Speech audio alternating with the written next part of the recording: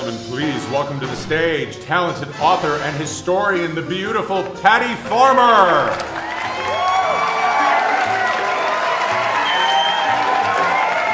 Also welcome to the stage your host, Master of Ceremonies, Richard Skipper.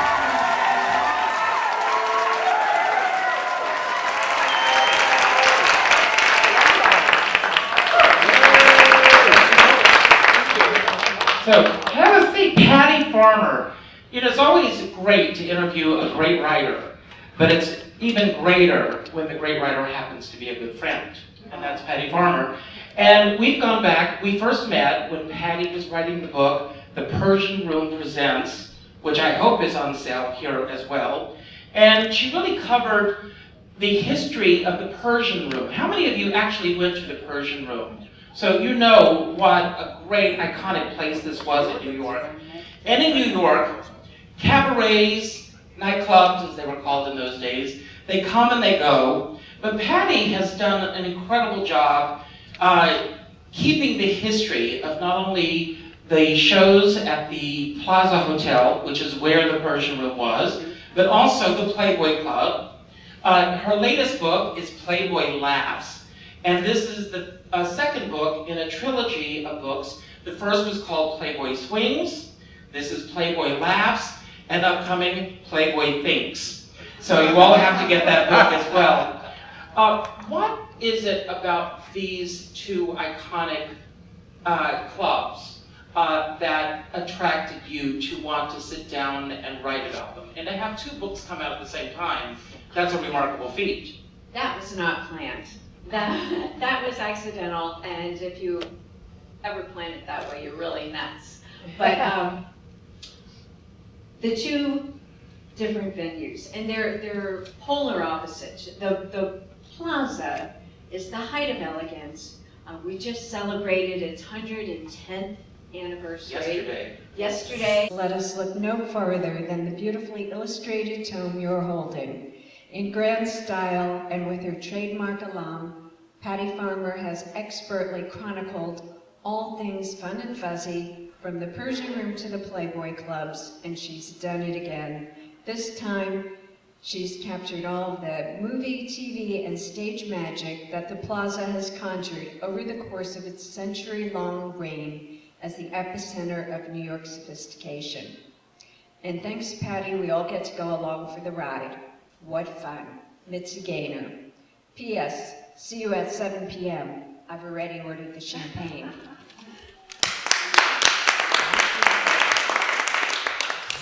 Let's go back to the Persian Room, and we'll start there. We'll get to where you are today. But when you sat down to begin writing this book about the Persian Room, did you set out to write a book, or did it just unfold? No, I did not set out to write a book. We're going back about 10 years now to 2007, and I don't know if that year means anything to anyone who is not a business person, but the world kind of ended in 2007, 2008, and there wasn't too much going on. You know, no deals were being put together, there wasn't too much business going on, and I don't do well with time on my hands, so I was at the Plaza a lot, and investigating and inquiring into the various nooks and crannies. I found out there used to be this nightclub, the Persian Room, that had been there from 1934 to 1975. And I thought that was amazing before my time, and I wanted to find out more about it. I went to the management, and they did not have any archives. Various owners, either Conrad Hilton and Josh Gabor owned it at one time, and as was their right, you know, but they took whatever they wanted, whatever photographs and written history with them. Also, our president and his then wife, Ivana, owned it at a certain period. So a lot of this history got lost, and more as a project, and I'm giving you a long answer. No, that's short, but I want to hear. But more as a project, I love research, so I dug through and rebuilt this history. I went to the libraries and the archives, and so I assembled all the facts and figures and research that goes into any research paper. thought it answered a lot of my questions, but I wanted to know more. I wanted to be there. I wanted to feel it, and I wanted to smell it and imagine it. So I thought maybe I'd talk to one or two performers if they would talk to me. And I was lucky. I talked to quite a few performers. The first person that got back to me was Leslie Gore. And I remember this distinctly. I had to send her a written letter because I couldn't find, she didn't have an agent, I don't think, but I found her address. And I wrote her a letter, told her what I was doing. And I was on the freeway in a car in California and answered the phone, which we're not supposed to do. Please don't report me. But she said, "Hi, is Patty there? This is Leslie Gore." And I'm like, holy, you know what? Patty Page and Jack Jones and Celeste Holmes and Polly Bergen and many, many other people followed. Julie Wilson, Cabaret Queen of New York. March champion. March champion. Just went back through the decades. Maybe in the back of your head you've heard the story of Patty Page. But she was a very famous singer. And she told me when she came to the Plaza to perform at the Persian Room that because she was, you know, really even more famous than the most famous singer at that time, the owner of the hotel personally wanted to take her on a tour of the hotel. And there was a renovation going on. They were cleaning doorknobs and light switches at that time. So he took her into this room and there were mounds of doorknobs with the famous back-to-back P's on them. Patty Page kidded to him. She said, "You know, I love the Plaza Hotel and I would have come anyway, but you really did not have to put my initials on all the doorknobs," you know, and you know, he really liked that story. There's people that I couldn't talk to because we no longer have them with us, like Liberace. People like Marge Champion told what it was like working with them. So that was the Persian Room and how I started. You know, it was 110 years ago that, well, I know you were not there, but 110 years ago when it opened, when did the Persian Room actually open in the Plaza? 1934. So the Persian Room was really the Plaza's idea of kicking prohibition in the pants. And they wanted a big nightclub with lots of great booze and entertainment and where people could come and party again. And this book, how many of you have actually bought the book? You have to buy this book. It's got these incredible photographs, starting with Shirley MacLaine on the Pulitzer statue. What movie is this? Anyone? Sweet Charity. Sweet Charity.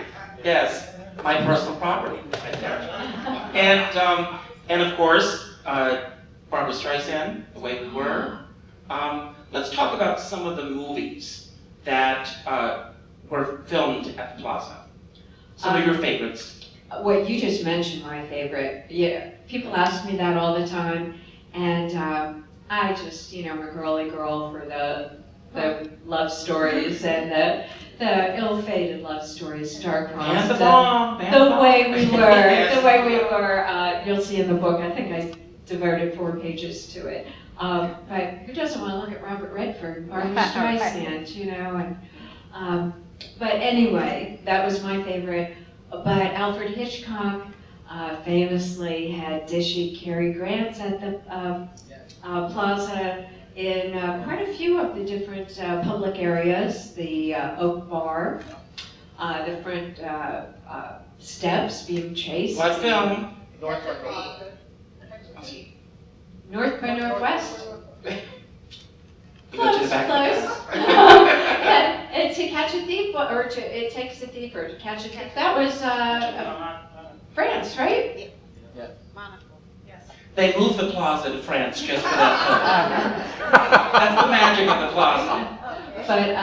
But so you had movies like that. You had Neil Simon's stage, Plaza Suite there. Oh, yeah. I asked Neil Simon, why Plaza Suites? Yeah.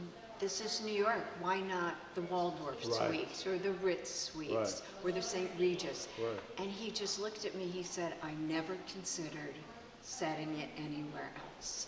You know, the Plaza is, you know, the epitome of New York. You had, the great movies like that. You had Barefoot in the Park, Robert Redford, and Jane Fonda. But and everybody stayed at the Plaza.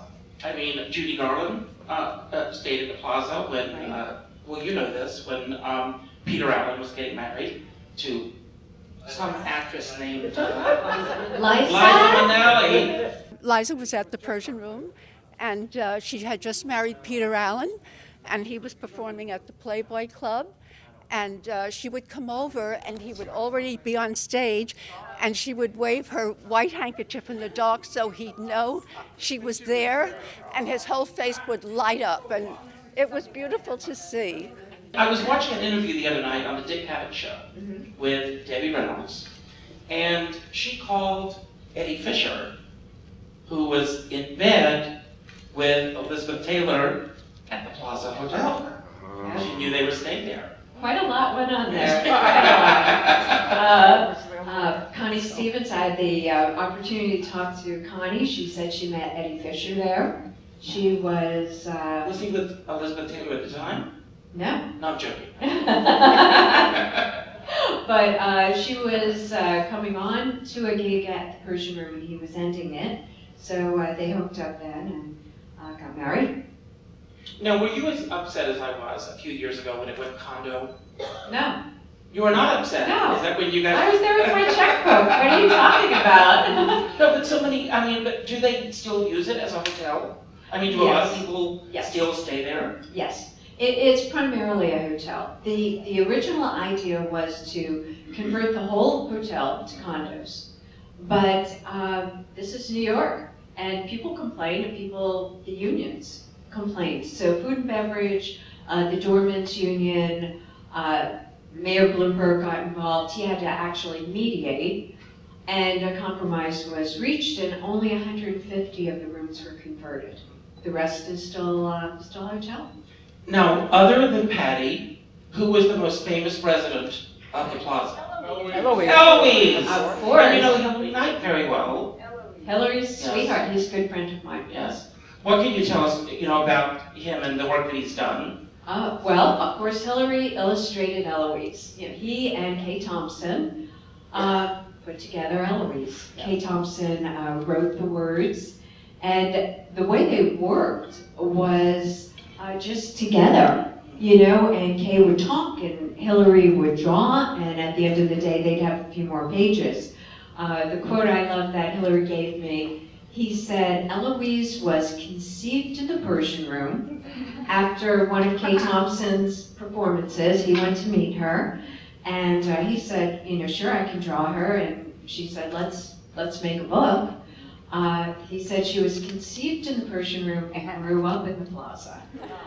Eloise, our most famous resident, this picture drawn by Hillary Knight, who was the illustrator. He and Kay Thompson came up with the famous Eloise books, which really was not intended to be a child's book. It was for grown-ups who never grew up or something like that. I forget. Hillary's a friend, and he's always giving me these new little tidbits. But at one time, the photo, this is the second time we've had a photo here. The original disappeared, and there have been a few stories about it that maybe college boys took it one night. However, Hillary tells me he believes Kay took it because she did not like it and she threw it away. It wasn't until Grace Kelly, Princess Grace, came to visit the Plaza and inquired about the painting that we had another one redone, much like the old one. During renovation, we did not need doormen here when they closed the hotel. However, they kept Ed Trinka, who by the time he retired had been a doorman here for like 42 years. But they kept him here with the specific purpose of answering the question, where was Eloise? And that's what he did all day long. He told me any given day he'd get, 15, 20 people stopping and saying, oh my God, the hotel's closed. "Where's Eloise?" And the stock answer was, "She's at her parents' apartment in Paris while the plaza is being refurbished." It's so funny that that is carried on even now through generations. I mean, every little kid, we have so many little girls that get dressed up and they come in and they're running around asking for Eloise. Yeah. It's just amazing. Eloise, Yep. the patterns after life. You know, that's the question for the ages. You know, I don't think anyone ever got a definitive answer out of Kay. You know, and the logical conclusion would be that yes, you know, she was Liza's godmother. At the end of her life, she lived with Liza. They were that close. You would think that would be the natural assumption, but nobody's ever confirmed that. And Hillary says no. Hillary Knight says it was you know, composite of many people. We're now in the terrace room, and everything from smaller weddings to press conferences to business conferences. I've actually been to a business conference here wearing another hat, you know, as a businesswoman. But you can't tell so much. You see the bones of the glamour, but once the decorators go to work on it, it really is spectacular. We're in the grand ballroom, and this is what every little girl's fantasy is made of. You know, having their wedding in the grand ballroom of the Plaza Hotel. You know, how can you have a better start? And with the price you pay, your parents tell you better make it work, because you do pay for the glamour. But everybody from the rich and famous to high society to the everyday girl wants to get married here. Celebrities as well. Carol Lawrence and Bobby Goulet, Robert Goulet. But they were married here, and Pat Kennedy married Peter Lawford here.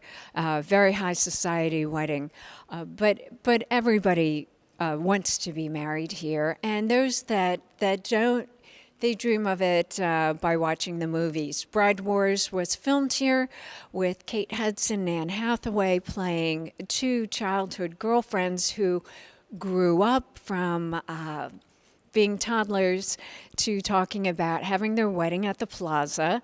And unfortunately, there is only one date available, and they both booked it. So the movie is a little bit of a battle on who was going to have the biggest, best wedding at the Plaza. And I'm not going to ruin it for you by telling you who wins, but it was a happy movie.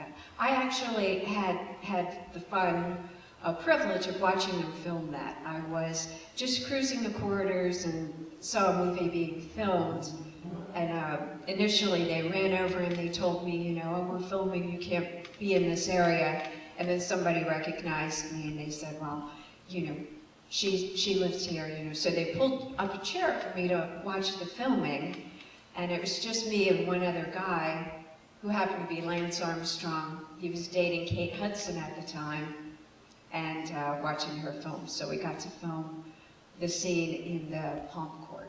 You know, still one of my most favorite spots, you know, the Palm Court with trees growing inside restaurants. And the dome that was just recently rediscovered after renovation. And I fell in love. You know, Lisa at 7 years old, I thought, this is where I wanted to be. I could not believe that there were trees actually growing inside a hotel. And of course, that's why the Palm Court is called the Palm Court, but it has palm trees in the Palm Court. In the course of interviewing a lot of these people, I would hear little bits about the Playboy clubs. You know, everybody from Patty Page to you know, Jack Jones played at the Playboy Club, and they would kind of include that in the telling of their history to me. And I still, you know, didn't really sink in until much later that the Playboy clubs had a lot, or the Playboy organization had a lot to contribute to the history of entertainment. What do you think is the biggest misconception that most people have about who Hugh Hefner was? I think the most obvious is they call him a chauvinist, exploiter of women. And I, just through the bare facts, research, I don't believe that's true. As far as back as 1960, 61, 62, he championed women's right to choice in the magazine, championed to legislate the pill, and many other women's rights. He wrote about it in the magazine when it was, not written about in mainstream media and not a popular topic. So I think that's one of the main misconceptions. He is credited by history and by many people that I've spoken to with helping to break the color barrier on stage. He integrated his clubs not only with performers but also the membership. Yeah, I used to read all the articles. As a matter of fact, Congress was going to take away because it was free, it didn't cost us anything, and Congress was going to take it away from us. But then we all got petitions, and we suffice it to say, we have our Braille copy of Playboy intact. It was never a conscious decision to put, Dick Gregory on stage and thinking, wow, we're going to really get a lot of publicity and bring a lot of people to Playboy, a lot of people to talk about Playboy. He was always genuinely surprised by the blowback. When he had Nat King Cole on his TV show, and the next day networks and sponsors threatened to cancel the program. He never backed down, but he was always surprised. Now, going back to the Persian Room, how many interviews did you do for the Persian Room Presents? I did a lot, and I edited it down. I think that book, it was a smaller book. I probably have about 30 interviews in there. And when did you decide, how long the process was it, first of all, and when did you decide that this was ready for publication? It took about 2 years of research and writing, and it was really a last-minute decision to publish. It was really information that I wanted to find out about, and then I wanted to write it down for someone else who might be interested in this history, both of the hotel and of the Persian Room and of these entertainers. I was in a quandary, where do I put this? Maybe the public library, in their archives, they would like this history. And tell you the truth, a few people were not interested in any kind of history. So I decided to put it in book form where it would always be safe and sound, and at least that piece of history would be preserved. And how involved was Hugh Hefner in terms of the Playboy books that you've written? Well, of course, when you say Playboy, Hugh Hefner and Playboy are intertwined. But I was able to meet him. Will Friedwald and I went out to California in the mansion many times. One of the best things, talking to Hef is just fine, but he also opened his archives, which he doesn't do to everybody. And it took him a long time to actually get to that comfort level with me. At the inception of the book, I introduced myself to the organization and to people around Hef, the gatekeepers. And it took about 6 months before, the cracks started to appear, and I started being invited to the mansion to discuss the project further. And one of the highlights of my career was the day I answered the phone and a gentleman said, "I'm Steve Martinez. Mr. Hefner asked me to call you, and I'm his personal archivist, and the archives are at your disposal." Wow, that's amazing. So that was something I really cherish, and I realize is not done easily. Now, when you sat down to write the book, the first book, Playboy Swings, did you know that you were going to do 3 different volumes, or? No, I had set out to just really write about the Playboy clubs, but there was so much information, and my editor's here today. She looked at me and she said, I am not publishing a 1,000-page book. So Where is she? we ended up, giveaway, we ended up dividing it into 2 books and editing it down, of course, and just realizing there was a lot more of the story to tell, and Playboy Thinks covers that excuse that you all gave your wives and mothers and girlfriends, you know, about why you really had Playboy in your rooms. Well, about the articles and the editors. And, I'm going to put you on the spot with your Oh, editor no. in the room. Writing a book is like giving birth to a baby. How do you decide, or what's the process in terms of battling it out with what's going to end up in the book and what's going to be left out of the book? Luckily, I have a pretty free discretion. You know, my editing's pretty much a grammar, but suggestions did come in, and the editor who they had hired, and I don't even know if you know this story, Megan, but one of the editors, they tried to edit content a little bit, and I'm writing about Playboy of the 50s, 60s, 70s, and they tried to make me politically correct. There was one thing comes to mind. I had written about the guys and girls, and the editor said, no, this has to be men and women. And I said, this is Playboy, you know, you lose the whole idea of what's going on there. So it's a battle. It's always, everybody has their opinions. And when did the first Playboy Club open? 1960, leap year, leap day, February 29th, 1960, in Chicago. And if we have time, it's a quick, interesting story how they came about. I don't want to bore anybody if y'all know, but we had the magazine, Playboy magazine, and they wrote an article about another nightclub, the Gaslight Club. And they thought it was interesting because the wait staff, the waitresses, wore period costumes. They wore little, you know, nightgowns from the Gaslight days, and that was the name of the restaurant, the Gaslight. So they wrote this story, and typically at Playboy, their policy was every inquiry, every letter to the editor that came in, they personally answered. Granted, you know, it was usually the secretaries that wrote the reply, but they sent a reply. You could always count on getting a reply. And Victor Lowndes, who was Hugh Hefner's second in charge and good friend, went to Hef and he said, how do you want to handle this? He said, I have over 3,000 letters that people have written in wanting to know about the Gaslight clubs. You know, where they are, is there one, you know, outside Chicago, on and on. And if you want me to have them all answered personally, I'm gonna have to hire more girls. And so they decided how they were gonna handle it. They were going to answer each one, but they were friends. It was after work, they were kind of kicking back.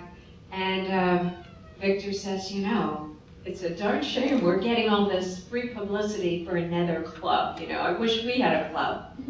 And Hef said, yeah, you know, we know all the performers, this Chicago, the late 1950s, Hugh Hefner and Victor Lowndes, they loved jazz. So they kind of looked at each other and they said, well, why don't we have a club? You know, and they said, we know everybody, we can easily open a club. And then a few minutes later, they decided, once again, yeah, we could open a club, but we don't know bupkis about running a club or running food and beverage. And then Victor says, yeah, but, you know, I have a buddy down the street, Arnie Morton, who knows a lot about running a restaurant. So they all went down, and the 3 of them, and these are 3 young guys, you know, late 20s, early 30s, where anything's possible. And Arnie says, you know, piece of cake, you know, I can run food and beverage. You get the entertainment. We'll have some kind of interesting wait staff. They each threw in $10,000. Hefner took 2 shares, one for Playboy and one for himself personally. Victor Lowndes and Arnie Morton. And the first Playboy Club was open on $40,000. Wow. And how long was that open before the other clubs started to open? The Playboy Club here in New York was on 56th Street, I think it was? 59th Street, yes. I actually auditioned there 100 years ago. Not to be a Playboy bunny. You're not old enough. I am. I auditioned. Oh my gosh. Yes. Yeah. And we have a bunny here, a former bunny, who worked at the club for quite a few years, Miss Lisa Aromi. Just yesterday. Just yesterday. And she tells a lot of fun stories. So if you're so inclined, Playboy Swings has a lot of stories there. But I'm going to answer your question a little bit roundabout. You know, one of Hugh Hefner's brilliance was his business acumen. He was a certifiable genius. People, you know, refuse to even acknowledge that, but he was a genius. He had branding down to a science before President Trump ever thought about slapping the Trump name on a building. He had Playboy branded. And he didn't come up with, but he latched on to the idea of franchising, which in 1960 was not done. It was being done by one of the fast food chains just as an experiment. And he latched onto it. Had some side effects that he didn't count on, but that's how he quickly expanded. He opened Miami and New Orleans as franchisees. And it would have worked if not for his civil rights beliefs. You know, we're talking Miami and New Orleans, the South, in 1961-62, and his franchise partners went by the law at that time. You know, we were living in segregated America, and Hefner just couldn't abide by that. He actually bought back the franchises within 6 months of them opening at a tremendous profit to the franchisees. He paid them 3 times what they paid 6 months prior. So it was a huge cost to Playboy, but again, Hefner was true to his beliefs and rapidly expanded. And then his television series that came out of that. Playboy After Dark? First Playboy's Penthouse, and that was actually before the clubs, 1959. And I say Playboy Penthouse was America's first reality show. Because the network, I'm sure they had in the idea of many of the other variety shows, you know, that would have performers come out and sing and sit on the couch and chat and tell him what was going on, and have said, you know, I have a better idea. I think people should feel like they're in my home. Although he lived in a mansion, he didn't think people would relate to a mansion, so they staged it. He didn't think that young and up-and-comers would, you know, that was something for later in life, they'd have a mansion. Right now they want a penthouse, a swinging penthouse. So the TV show was set in the penthouse, and it actually starts that way. You see Hef driving to the penthouse and going up in his elevator, and just hanging out with a bunch of friends. And heck, maybe it might be Tony Bennett or Sammy Davis or Peggy Lee, and maybe if we ask really nicely, they'll sing a song. But that was the first reality TV show.